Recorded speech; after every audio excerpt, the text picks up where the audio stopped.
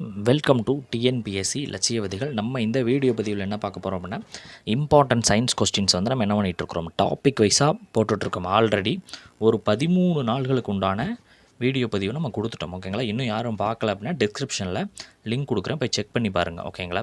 So இன்றைக்கி என்ன அப்படின்னா ஒரு டாபிக் பார்க்கலாம், எரிபொருள் அப்படின்ற ஒரு டாபிக் வந்து பார்க்கலாம். ஓகேங்களா? ஸோ எக்ஸாம்ஸில் இது கண்டினியூஸாக கேட்கப்பட்டு கொண்டு இருக்கக்கூடிய ஒரு டாபிக் தான். ஒரு வினா அல்லது 2 வினா வந்து இந்த டாப்பிக்லேருந்து என்ன பண்ணுவாங்க, உங்களுக்கு கேட்டுக்கொண்டு இருப்பாங்க. ஓகேங்களா? ஓகே, நம்ம பார்க்கலாம்.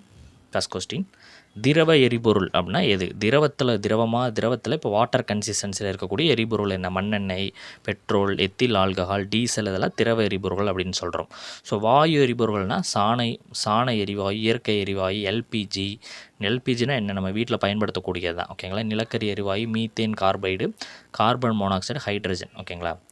எரிதல் என்பது எத்தனை வகைப்படும் அப்படின்னா ஒரு 4 வகைப்படும். தன்னிச்சையாக எரிதல், வேகமாக எரிதல், மெதுவாக எரிதல், முற்றுப்பெறா எரிதல் என்று 4 வகையாக இதை சொல்கிறாங்க. ஓகேங்களா? தீயை அணைக்க பயன்படுவது எது அப்படின்னா, தீ ஏற்படக்கூடிய வகை, அணைக்க பயன்படும் பொருள். ஓகேங்களா? எண்ணெய் பொருளினால் ஒரு வேளை ஏற்பட்டுச்சு அப்படின்னா போமைடு அப்படின்னு சொல்லக்கூடிய நுரைப்பானை வந்து பயன்படுத்துவாங்க. அதே மின் சாதனங்களை தீ பெற்றுச்சு அப்படின்னா திட carbon di oxide, carbon tetrachloride வந்து பயன்படுத்துவாங்க. மின் கசிவால் ஏற்படக்கூடிய கார்பன் டை ஆக்சைடு, கார்பன் டெட்ராக்ளோரைடை பயன்படுத்துவாங்க. ஓகேங்களா? ஸோ இதை கேட்டிருக்காங்க. எண்ணெய் பொருளினால் ஏற்படும் தீயை நீரை கொண்டு அணைக்கக்கூடாது, ஏன்? இதையுமே கேட்ட கொஸ்டின் தான். எண்ணெய் நீரை விட லேசானது, எனவே எண்ணெய் வந்து தண்ணீரில் வந்து மேலுமே என்ன பண்ணும், தீ வந்து எக்ஸ்டெண்ட் ஆகும், பரவும். மெழுகுவத்தி எரியும் போது மஞ்சள் நிறமாக தெரிவது எதனால் அப்படின்னா எரியாத கார்பன் துகள்களால். இயற்கை எரிவாயு எதனால் ஆனது அப்படின்னா நீத்தே கலவையால் ஆனது. திரவ பெட்ரோலிய வாயு எதனுடைய கலவை? ப்ரொப்பைன் வந்து 15% ப்ளஸ் பியூட்டேன் வந்து 85%. ஓகேங்களா? எரிவாயு கசிவை கண்டறிய பயன்படும் முறை என்ன? எத்தில் மெர்ஹாப்டன் வாயு அப்படின்றது. கோபர் வாயு அல்லது சாண எரிவாயில் உள்ள வாயுக்கள் எது அப்படின்னா மீத்தேன் ப்ளஸ் ஈத்தேன்.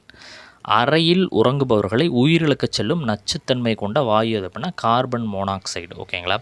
குளிர்சாதன பெட்டியிலிருந்து வெளிவரியது குளோரோஃப்ளோரோ கார்பன். இதுவும் நிறைய முறை உங்களுக்கு கேட்கப்பட்ட கொஸ்டின் தான்.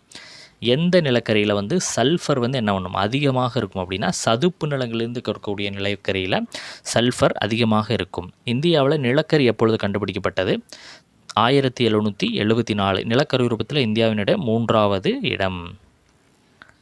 அதிகமாக நிலக்கரி இருக்கக்கூடிய நாடுகள் அது 3வது இடம் நம்ம சொல்லிட்டோம். ஸோ அப்போ அமெரிக்கா, சீனா முதல் 2 இடங்களே பிடிக்குது. ஓகே, நிலக்கரியினுடைய வகைகள் இது நிறையா உங்களுக்கு கேட்டிருக்காங்க. ஓகேங்களா? இந்த டேபிளே ரொம்ப முக்கியமான ஒரு டேபிள். பிட்டுமன் என்பது மென் நிலக்கரின்னு சொல்லுவாங்க. அது எவ்வளோ இருக்குது? 46% 86% இருக்குது. லிக்னைட் பழுப்பு நிலக்கரி 25% 35%. ஆந்திரசைட் கடி நிலக்கரி 87% 97%. ஓகேங்களா? அதிக வெப்ப ஆற்றலை தரக்கூடிய நிலக்கரி எது? ஆந்திரசைட். ஓகேங்களா? நிலக்கரி தார் என்பது எதற்கு பயன்படுகிறது? நெகிழி, பிளாஸ்டிக்கு, வண்ணப்பூச்சு, நாப்தலின் உருண்டை, வெடிபொருள் போன்ற பொருள்கள்லாம் தயாரிக்கிறதுக்காக பயன்படுகிறது. நிலக்கரியினுடைய பகுதி பொருள்களான அம்மோனியா திரவம் என்பது எதற்கு பயன்படுகிறது அப்படின்னா உரங்கள் வந்து தயாரிப்பதற்காக. எதற்கு பயன்படுகிறது? உரங்கள் வந்து தயாரிப்பதற்காக. ஒரு சிறிய தகவல். ஓகேங்களா? நிறைய நண்பர்கள் என்ன கேட்குறீங்க அப்படின்னா, சார் இதனுடைய பிடிஎஃப் கொடுங்க அப்படின்ற மாதிரி கேட்குறீங்க. நீங்கள் எழுதி படிப்பதை தான் நாங்கள் என்ன பண்ணுறோம் அப்படின்னா மிகுந்து நினைக்கிறோம். ஓகேங்களா? எழுதி படிப்பதை தான் நாங்கள் விரும்புகிறோம். உங்களுக்கு எழுதுறதுக்கு டைம் இல்லை சார், எங்களுக்கு டைம் இல்லை, நீங்கள் பிடிஎஃபாகவே கொடுத்துருங்க அப்படின்னு நீங்கள் விரும்புனீங்க அப்படின்னா டிஸ்பிளேயில் தெரிகிற நம்பர், கடைசியாக உங்களுக்கு டிஸ்பிளேயில் தெரியும் ஒரு நம்பர். ஓகேங்களா? ஸோ அந்த நம்பருக்கு வந்து நீங்கள் என்ன பண்ணுங்கள், மெசேஜ் பண்ணுங்கள், உங்களுக்கு நாங்கள் கொடுப்போம். ஓகேங்களா? ஓகே, பெட்ரோலியம் எவ்வாறு தயாரிக்கப்படுகிறது அப்படின்னா கடலில் உள்ள இறந்த தாவரங்கள் விலங்குகளால் புதையிண்டு அழுத்தம், வெப்பம் காரணமாக பெட்ரோல் வந்து உருவாகிறது. பெட்ரோல் முதல்ல எங்கே எடுத்தாங்க அப்படின்னா அமெரிக்காவில் பென்சில்வேனியா அப்படின்ற பகுதியில் 1859 எடுக்கப்பட்டது. இந்தியாவில் எப்பொழுது பெட்ரோல் கண்டறியப்பட்டதுன்னா 67 அஸ்ஸாம் மக்கும் பகுதிகளிலிருந்து கண்டறியப்பட்டது. தமிழ்நாட்டில் பெட்ரோல் எங்கு கிடைக்கிறது அப்படின்னா காவிரியினுடைய ஆற்றுப்படுகைகளில் கிடைக்கிறது. நிறைய தடவை கேட்ட கொஸ்டின் தான். பூமிக்கடியில் இருந்து பெட்ரோல் எந்த பொருளாக கிடைக்கிறது அப்படின்னா கசடு எண்ணெயாக தான் கிடைக்கும். கசடு எண்ணெயில் இருக்கக்கூடிய பகுதி பொருட்கள் பெட்ரோலிய வாயு, பெட்ரோல், டீசல், உயவு எண்ணெய், பார்பில் மெழுகு, மண்ணெண்ணெய் போன்றவையாக கிடைக்கும். கசடு எண்ணெயிலேருந்து பெட்ரோல் எந்த முறையில் பிரித்தெடுக்கப்படுகிறது? பின்னக்காட்சி வடித்தல் முறை கேட்டிருக்காங்க நிறையா முறை. ஓகே, இந்த பகுதி பொருள்களும் பயன்களையும் தெரிஞ்சு வச்சுக்க நிறையா முறைகளை கேட்டிருக்கிறாங்க. பெட்ரோலிய வாயு, அதாவது எல்பிஜி கேஸ் வந்து எதுக்கு பயன்படும்? வீடுகளில் எரிபொருளாக பெட்ரோல், வாகன எரிபொருளாக பயன்படும். டீசல் கனரக வாகன எரிபொருள். மண்ணெண்ணெய் அடுப்பு, ஜெட் விமான எரிபொருள். எரிபொருள் எண்ணெய் என்பது கப்பல் மின் நிலைய எரிபொருள்.